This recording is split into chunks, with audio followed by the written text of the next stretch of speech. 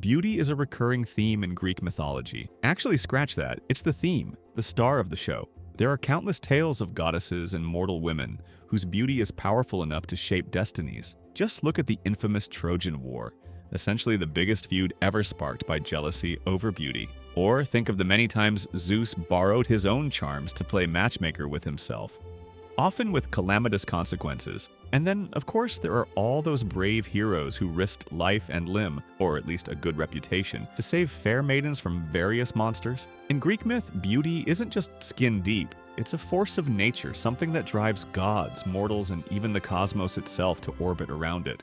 At number 10, we have Io, the daughter of the river god Inachus. Io, princess of Argos, was among the first of Zeus's earthly romances. A dubious honor if there ever was one. Known for her beauty, Io served as a priestess to Hera, which, ironically, is likely how Zeus even knew of her in the first place. Of course, being Zeus, he was immediately smitten and began invading Io's dreams nightly, dropping hints and not-so-subtle prophecies about the unfortunate fate awaiting her family if she didn't agree to his advances.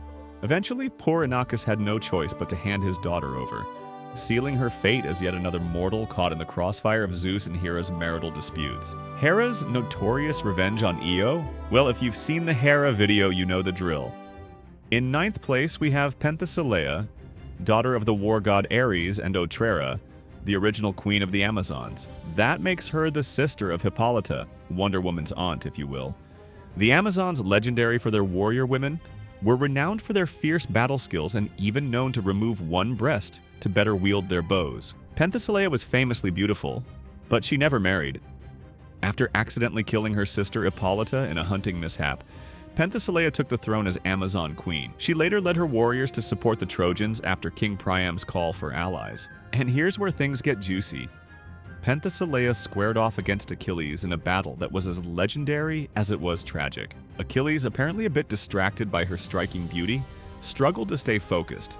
Not the best for a man who's used to being unstoppable. Still, let's remember this is Achilles, the MVP of Troy, practically broken with overpowered stats.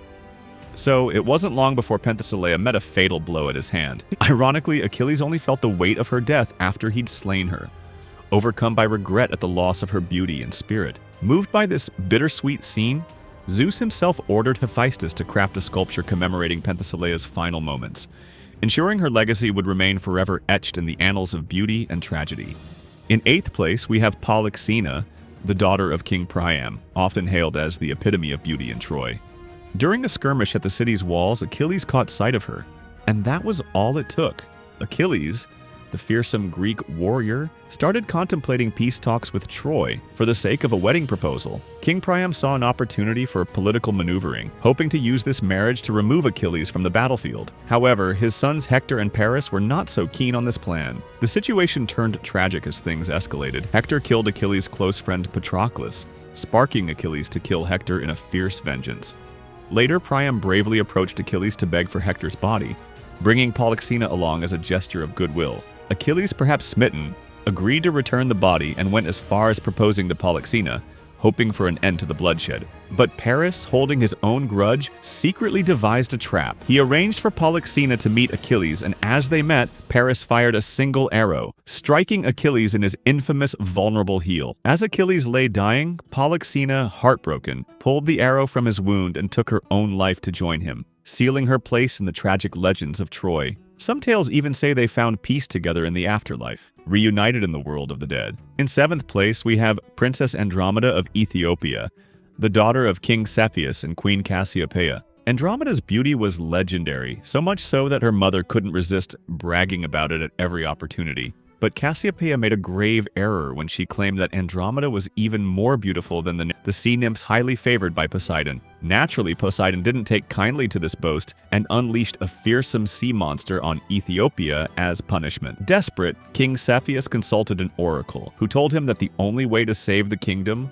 was to sacrifice his beloved daughter. And so Andromeda was chained to a rock by the sea, a tragic offering to the monster. Just as it seemed all hope was lost, the hero Perseus flew by on his way back from slaying Medusa. Seeing Andromeda in distress, he dove down, killed the sea monster, and freed her. As thanks, Cepheus and Cassiopeia arranged for Andromeda to marry Perseus, and they went on to live happily together. eventually raising 9 children. After her death, Andromeda was honored by being immortalized as a constellation in the sky, joining her parents in the celestial heavens, thanks to Athena's intervention. Next, in 6th place, we have Pandora, the very first woman in existence, crafted by the gods themselves. She was a handcrafted masterpiece made of clay by Hephaestus, with each god bestowing unique gifts upon her like beauty, charm, and a lovely voice, among other talents. But of course, those were just the positives. She was ultimately created by Zeus with a darker purpose in mind: revenge against Prometheus for stealing fire from Olympus and gifting it to humanity.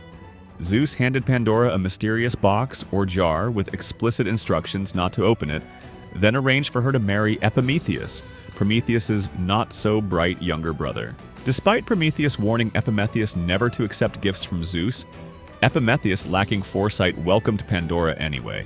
The two lived a blissful life together until Pandora's curiosity got the best of her and she lifted the lid on her forbidden box. Instantly, all the evils Zeus had stored within, disease, poverty, crime, and countless other calamities, escaped, bringing chaos upon the world. The full tale of this infamous moment of curiosity has already been covered in a previous video. In 5th place, we have Psyche, the daughter of some nameless powerful king, whose beauty was so dazzling that people started comparing her to the gods themselves. Although Psyche didn't intentionally stir up any trouble, her beauty seriously ticked off Aphrodite. So, in classic Olympian style, Aphrodite sent Eros to make Psyche fall in love with the lowest of creatures, a pig perhaps. But as fate would have it, Eros nicked himself on his own arrow while prepping, causing him to fall head over heels for Psyche instead. The whole scheme backfired, and Eros decided to marry her.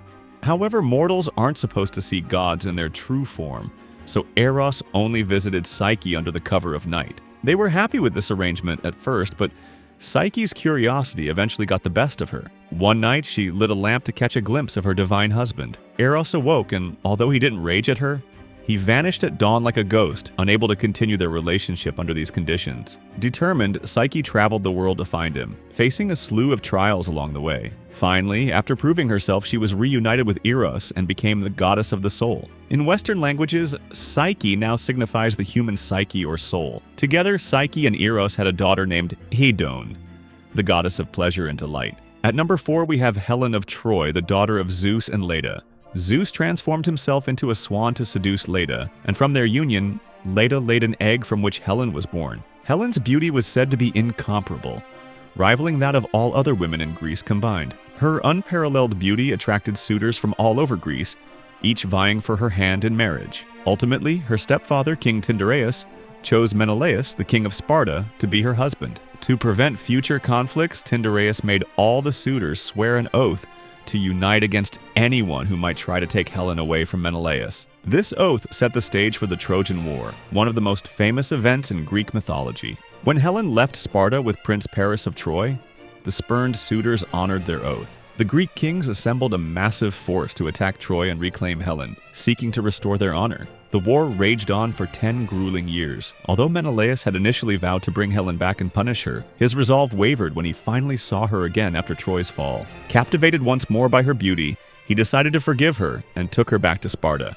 The other Greek leaders did not object. After all, who could bring themselves to harm someone so enchanting? However, some versions of the story add a darker twist. Orestes, the son of Agamemnon, who was Menelaus' brother, became enraged by the turmoil Helen had caused within their family. Consumed by anger, he is said to have taken Helen's life, bringing a tragic end to the tale of the woman whose face launched 1,000 ships. In 3rd place, we have Hera, the goddess of marriage and family. As the daughter of Kronos and Rhea, Hera holds a prestigious title as the wife of Zeus and queen of the gods. In numerous tales, Hera is considered one of the most beautiful goddesses, her allure rivaling any other goddess, nymph, or mortal woman. Naturally, this is part of why Zeus chose her as his queen. However, Hera's story, along with her notorious jealousy and fondness for punishing Zeus's many love interests and illegitimate offspring, has been told more than a few times already. In 2nd place, we have the Earth Mother Gaia, both the mother and consort of Uranus, the sky god.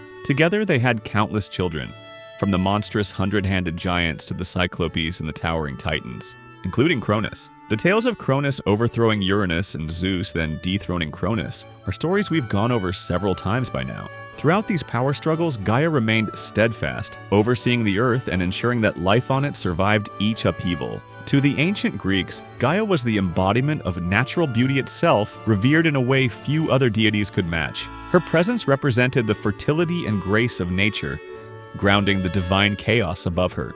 And now we're down to the #1 most beautiful figure in Greek mythology, none other than Aphrodite, goddess of love and beauty. Aphrodite, quite literally a heavenly treasure, emerged not from parents, but from the remnants of the sky, god Uranus. She embodies beauty, love, and yes, desire. Now, as it turns out, there actually was a time in Greek mythology when the question, who's the fairest of them all? Let's say it sparked a bit of conflict. The story began with Eris, goddess of discord, who wasn't invited to the wedding of Peleus and Thetis. Wonder why? Offended, Eris tossed a golden apple inscribed with "to the fairest" into the crowd. Naturally, this led to a dispute between 3 of Olympus's finest, Athena, Hera, and Aphrodite, each convinced that the apple was meant for her. When no god could settle the matter, they turned to an unlikely judge, Paris of Troy. Each goddess tried to sway him with her own bribe. Athena promised Paris victory in battle. Hera offered him power over all men. And Aphrodite? Well, Aphrodite promised to make Helen fall in love with him, and we all know how that played out.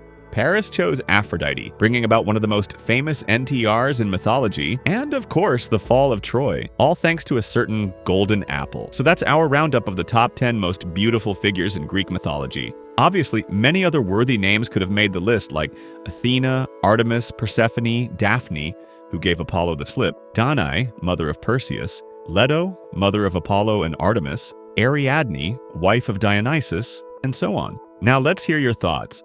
Drop your takes in the comments. Who would make it to your top 10?